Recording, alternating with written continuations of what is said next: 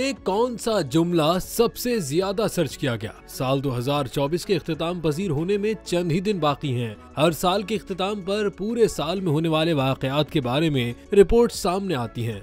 जैसा कि साल 2024 में भारत में सबसे ज्यादा सर्च किया जाने वाला जुमला कौन सा था? आपको ये जानकर हैरानगी होगी कि मोदी के मुसलमान मुखालिफ सख्त पॉलिसियों के बावजूद भारत में ऑल आइज ऑन रफा सबसे ज्यादा सर्च किया गया। इसराइल के रफा में मौजूद पनाहगुज़ी कैंपों पर हमले के बाद पूरी दुनिया में तशवीश की लहर दौड़ी और सोशल मीडिया पर किसी ने ऑल आइज ऑन रफा का ट्रेंड चला दिया, जो चलते ही इंतहाई मकबूल हो गया। भारतीय सेलिब्रिटीज की जानिब से इस ट्रेंड की तशहीर की गई तो ये और मकबूल हो गया, जिसके बाद लाइल्म कई भारतीयों ने इस ट्रेंड को गूगल पर जानने की कोशिश की तो ऑल आइज ऑन रफा इस साल भारत में किसी जुमले के मानी तलाश करने वाले जुमलों में सरे फहरिस्त रहा।